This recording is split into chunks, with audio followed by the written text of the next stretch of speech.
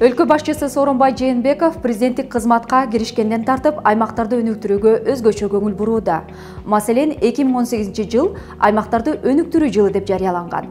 Мамлекет башчысы бул багытта финансылык каржылоо булактарын региондорго бурган.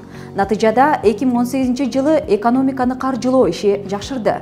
РСК банк, Айыл банк жана Кыргыз-Орус өнүгүү фонду тарабынан кепилдик фонддун колдоосу менен жалпысынан 25 миллиард сомдон ашык кредит жана кепилдик берилген. Белгилей кетсек, өлкө башчысы аймактарды кыдырып, элдин көйгөйүн жеринен угууга убактысын аяган жок. Бир жылдан ашык президенттик кызматта ал 7 областка 2 жолудан иш сапар менен барып келүүгө үлгүрдү.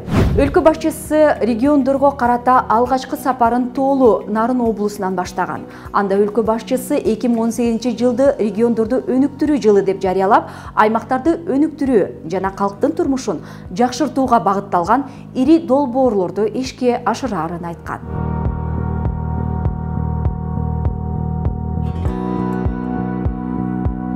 Баткен облусу 20 февралда эмки жылы да президентти күтсө керек. Анткени дал ушул күнү 2018 жылы мамлекет башчысы Исфанада, Лейлик районунун Исфана жана Сүлүктүү шаарларынын жашоочулары менен жолугушса, 2019 жылдын дагы 20 февралында Кадам жайда болду.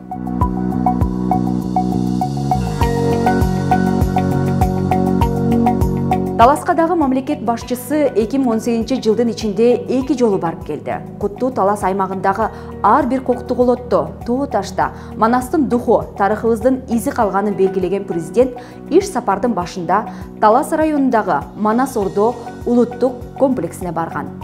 Андан соң эл менен жолугушуп, көйгөйлүү суроолорго жооп берген.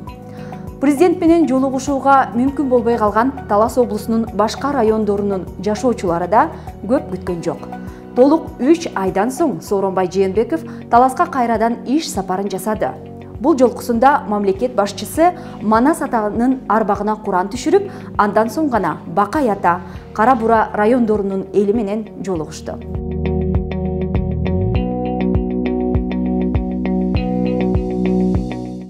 Ош облусундагы ар бир айылдын көйгөйү Сооронбай Жээнбековго жакшы тааныш десек болот. Анткени бул областта ал 6 жыл губернатор болуп иштеди.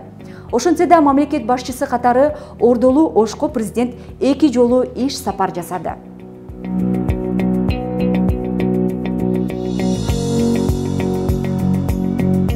Касиеттүү Ысык көл жергесинде Сооронбай Жээнбеков жайкы кыска убакыттагы эс алуусун өткөргөнү баарыбызга маалым. Бирок ага чейин президент май айынын башында Тоң жана Ысык көл райондорунун эли менен жолугушуп, көйгөйлүү маселелер боюнча суроолорго жооп берген.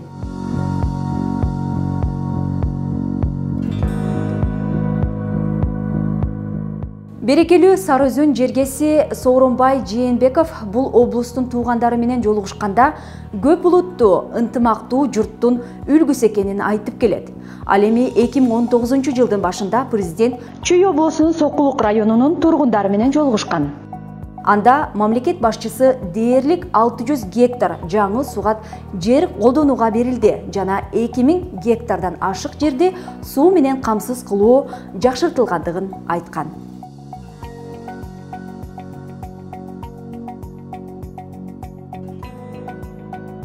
Жалал-Абад облусуна президент 2018 жылдын ичинде бир жолу барып келген. Анда Сооронбай Жээнбеков Шамалды Сай чек ара заставасынын жаңы комплексинин кызыл тасмасын кесип, Бишкек-Ош автожолунун Маданият Жалал-Абад участогунун курулуш долбоору менен таанышкан.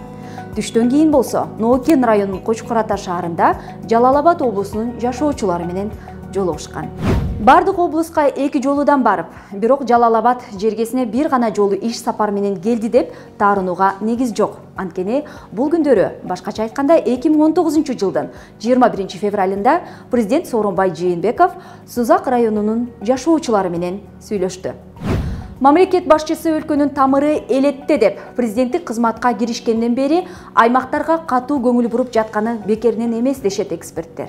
Анткени Сооронбай Жээнбеков айыл өкмөттөн баштап аким, губернатор, министр, өкмөт башчы деген узак эмгек жолунда айыл аймактардын көйгөйүн жон териси менен сезгенин айтышат серепчилер.